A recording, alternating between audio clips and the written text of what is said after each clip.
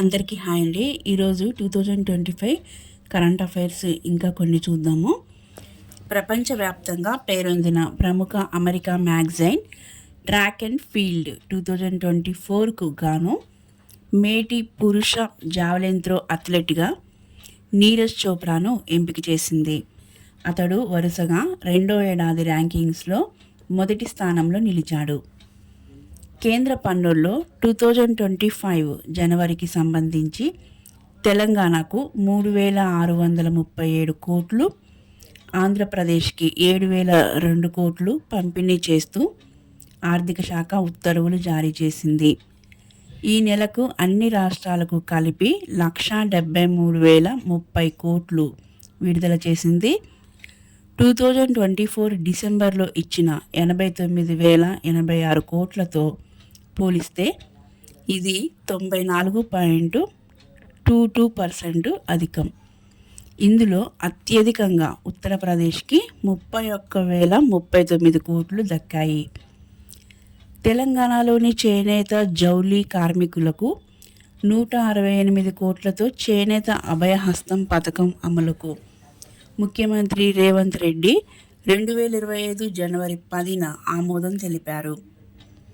ఇందులో భాగంగా నేతన్న పొదుపు నిధికి 115 కోట్లు, నేతన్న భద్రతకు 9 కోట్లు, నేతన్న భరోసాకి 44 కోట్లు కేటాయించారు.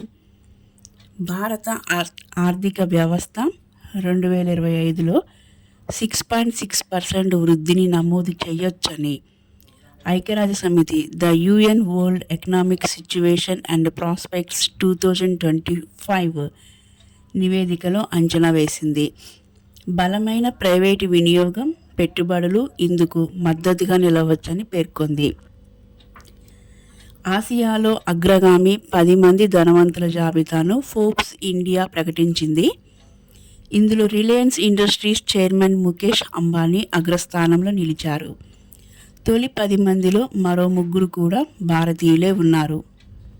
ప్రతిష్టాత్మక బుకర్ ప్రైజ్ 2024ను గెలుచుకున్న బ్రిటిష్ రచయిత్రి ఎవరు?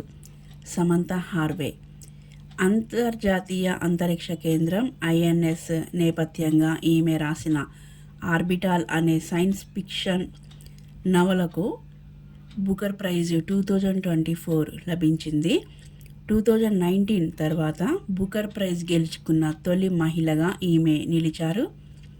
బుకర్ ప్రైజ్ కోసం ఎంపిక చేసిన 6 రచయితల్లో 5 మహిళలే ఉండటం చరిత్రలో ఇదే తొలిసారి.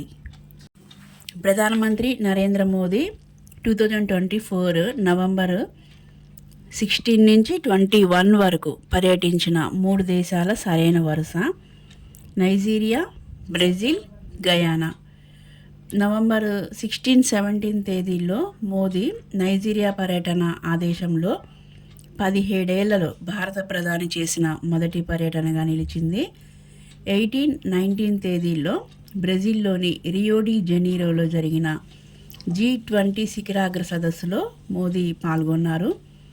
20-21 తేదీల్లో గయానా సందర్శించిన మోదీ 1968 తర్వాత అక్కడ పర్యటించిన తొలి ప్రధానిగా నిలిచారు.